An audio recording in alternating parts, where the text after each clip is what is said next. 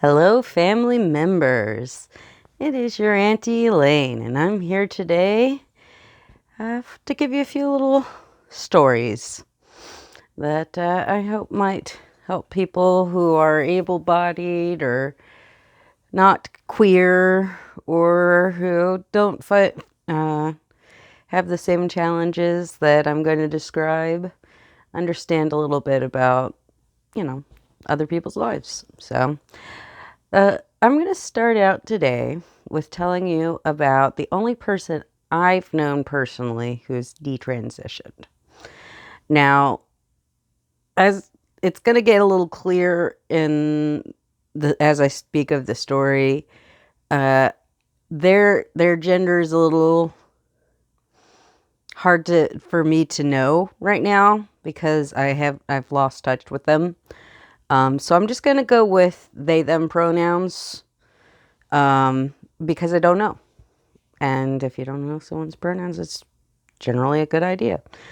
So I met this young trans man some time ago.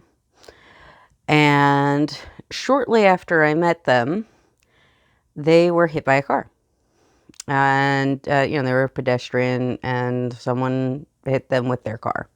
So, not their fault because pedestrians always have right of way. It's always the driver's responsibility not to hit pedestrians. So, the other thing about them is that they had been isolated from their family.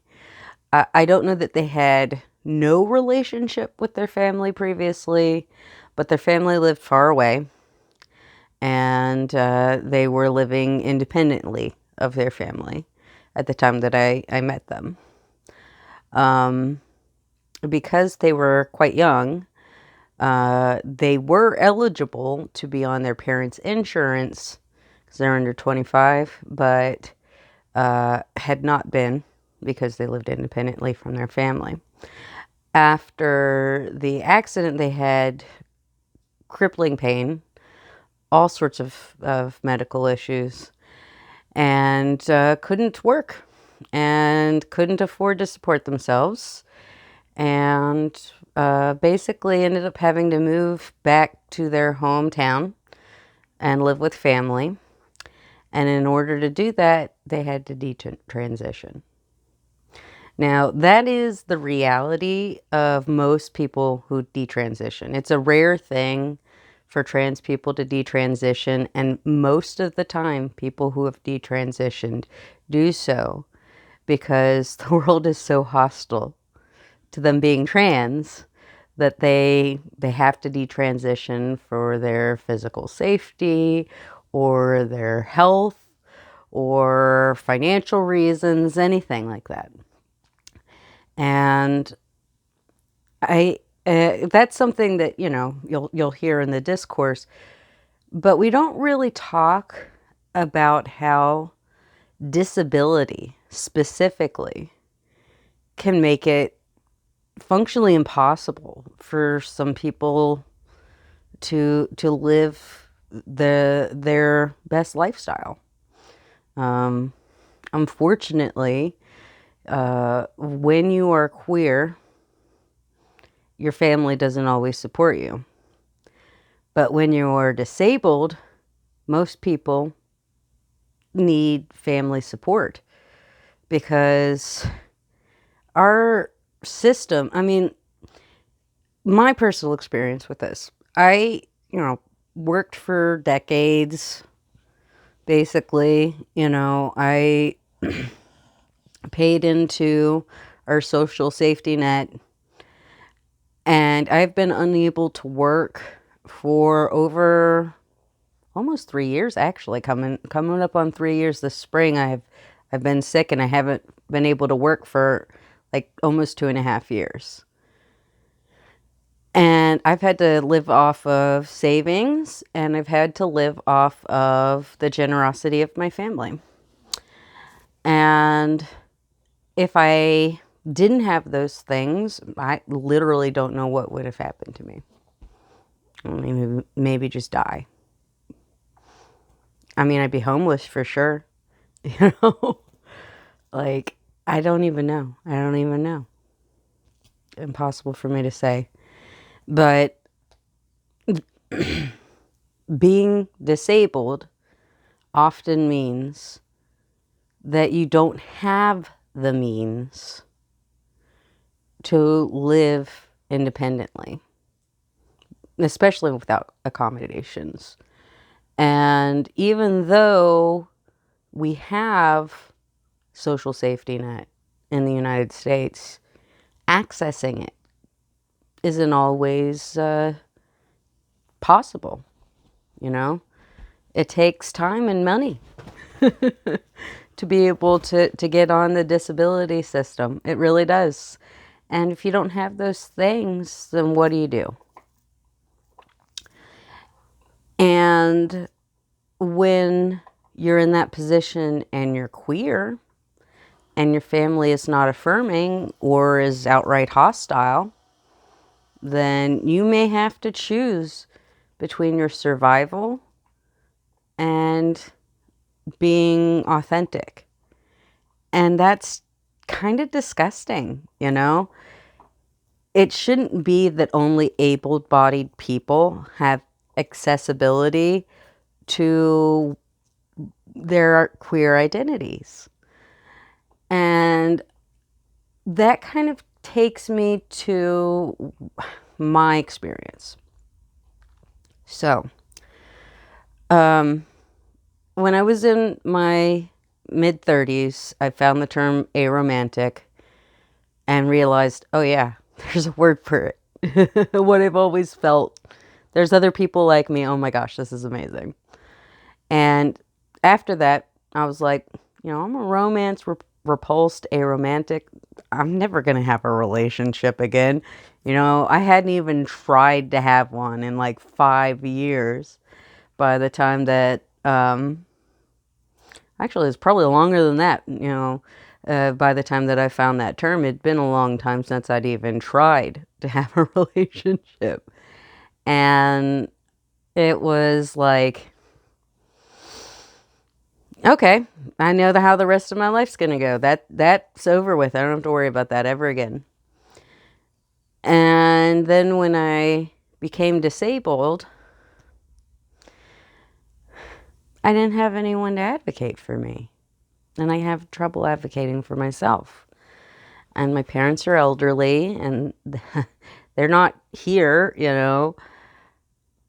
and they have their own lives. My brother has 3 small children. My mom and dad want to be able to support them too. So I have my parents and my brother and my second family who's all over the world. And that's all I've got.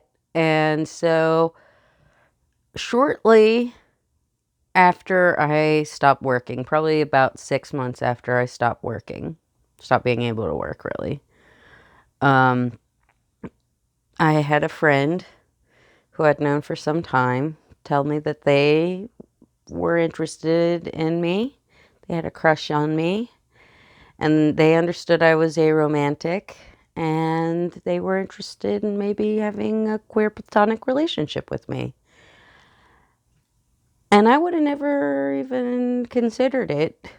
But I thought, I need help. I need support. Our society sort of runs on the idea that every adult has an adult partner who can, check that mole on their back to see if it's something that needs to be looked at by a doctor, or, can make phone calls to your pharmacy when you're sick, or go pick up your prescriptions for you if you're not up to driving, or whatever, just casual stuff. It's just someone to go with you to the doctor so you don't forget things, And so I very explicitly, and I even told other people this at the time, I decided to try being in a relationship just because my disability had disempowered me to the point where my queer identity needed to be set aside. Now, of course, that relationship didn't work out. Not for any particular, bad reason. It's just my partner, or ex-partner, had just gotten out of a long-term relationship and was kind of figuring out what they needed and wanted from life going forward. And, it just didn't really suit them. So no hard feelings or anything there. But it was also a little devastating to me because I decided to invest in a relationship that I didn't really want in order to try to improve my quality of life. And, despite my best intentions, my investment turned out to be nothing. I didn't get anything from it in the long term. So I was like, well, I guess that's just not a thing.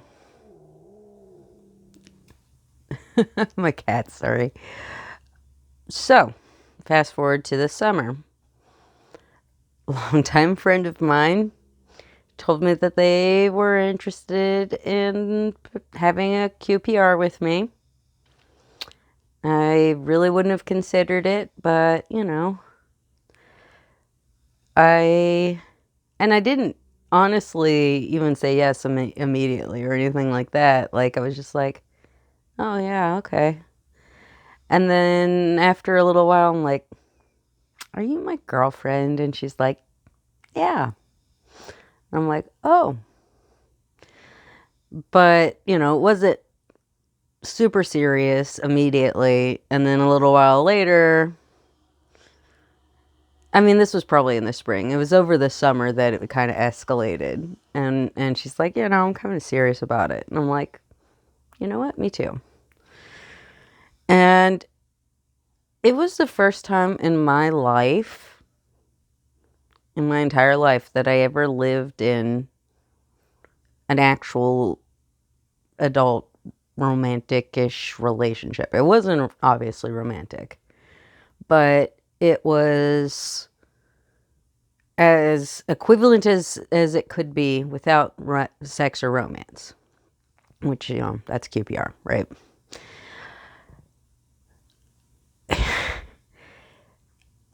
I just couldn't, and I still can't believe how much easier life was while that existed. I never knew, like, oh, okay, so this is what allo-romantic people's lives are like. They have this all the time. Interesting. Well, you may have noticed that I am speaking about that somewhat in past tense. And while my girl and I were still cool, I don't know if our relationship will ever be a relationship again. We may just be besties, and that's that. Not that there's anything lesser about that. It's just different. Because my family does not like her. And I don't have a home without my family's support. The house that I'm sitting in right now is owned by my parents.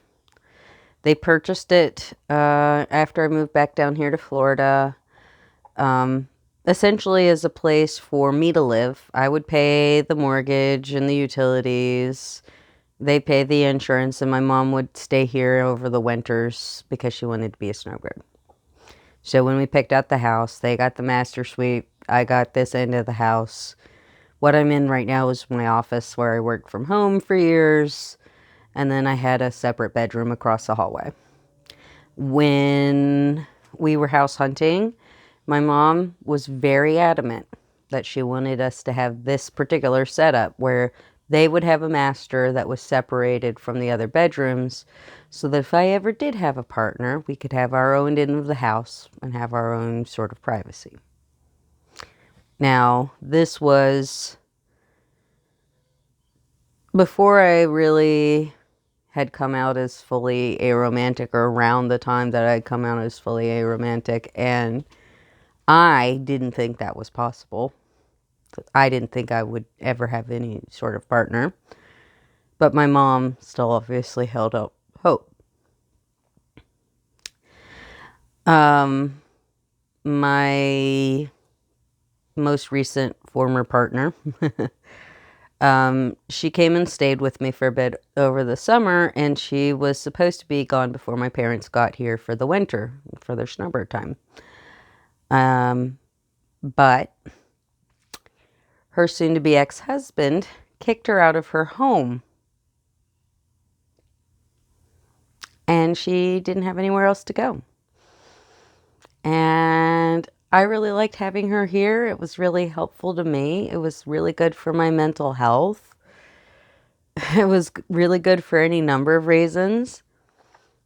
And I foolishly believed that my mom would be understanding, and my dad too, and would say, yeah, I know the deal was that she wasn't going to be here when you guys got here, but you know, circumstances change for reasons outside of either of our control. And you know, she mostly stayed in her room while they were here. Like, she really didn't do anything to be underfoot at all. But my parents just, they never liked her. They never wanted her here when they were here. And my mom wanted her basically to act the way that she would have acted in that situation. And my former partner was doing the best she could, because she's going through a lot. I mean, obviously, her soon-to-be ex-husband had just kicked her out of her house. Not to mention, there was so much other stuff that happened before that, and I don't even... Anyway, I couldn't get them on the same page. And my mom was willing to help me find some trailer somewhere to live in with her. I'd have to cover all the expenses. Don't have an income. She doesn't have an income right now either. She's working on it, but you know, she's going through a lot of stuff. She basically was like, yeah, you can have them until the summer, and then after that, you know, you'd have to move. And I love this house. Like, I toured personally 12 houses. This was like a long-term project, finding just the right house. And in a rarity for this part of Central Florida, we don't have neighbors in front or behind the house. We have a conservation area across the street and a conservation area behind my property. And with the privacy fences that we have, you really feel kind of like you have your own little slice of nature. And we have a fenced-in yard for the dogs, and it's a wonderful place. And I'm basically homebound.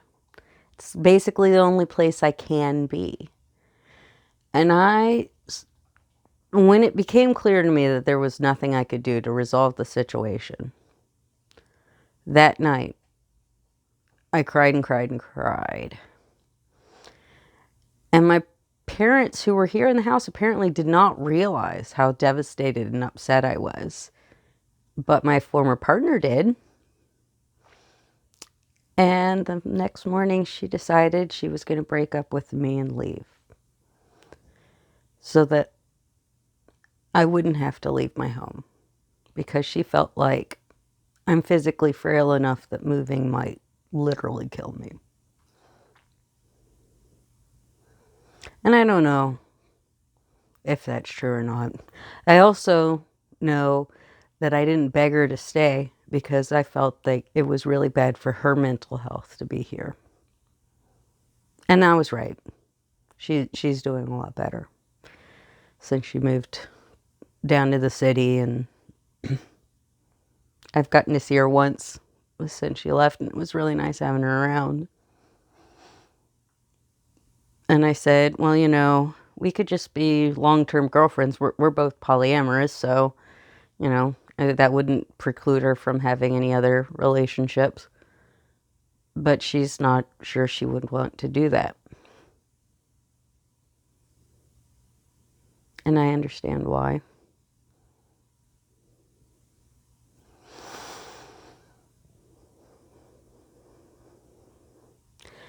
I feel like because I am disabled and because I'm not heterosexual,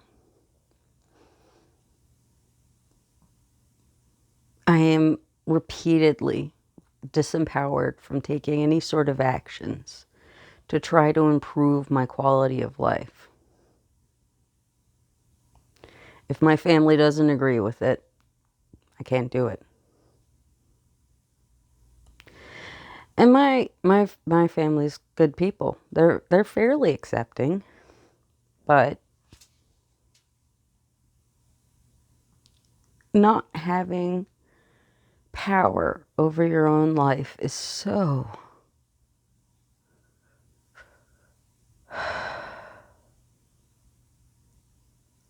I don't even know how to describe it. It's just so humiliating, you know? And knowing that the way that the people that you love and trust and are dependent on will have friction at times with what you want and need because it's not heteronormative. Because it's not normal.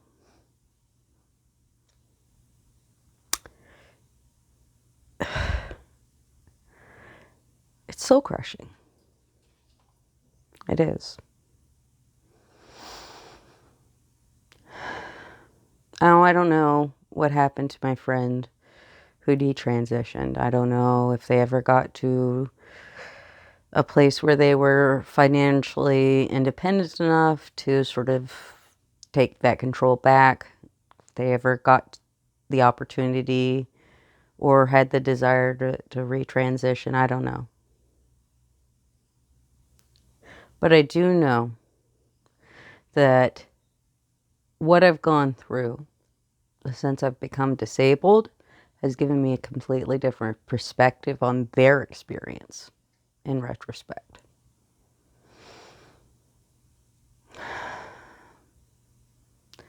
Because I'm aromantic and I'm disabled, my life is more complicated.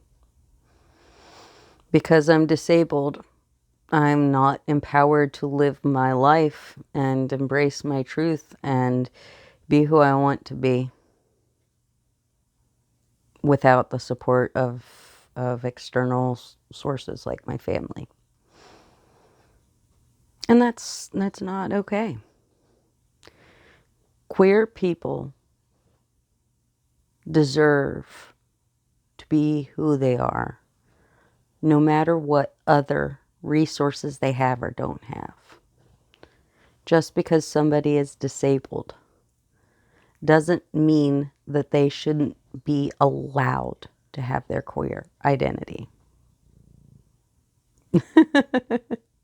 Right, Socks?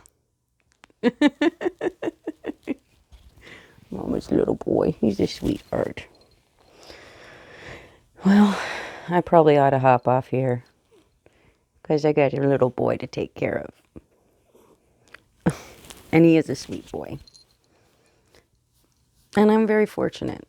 I'm very, very fortunate. And I feel it. But I also have been disrespected and disempowered and disregarded by my society and by my family. And that humiliation never leaves me. All right, family members. On that super fun, happy note, Soxy and I will wish you a fond adieu. Bye.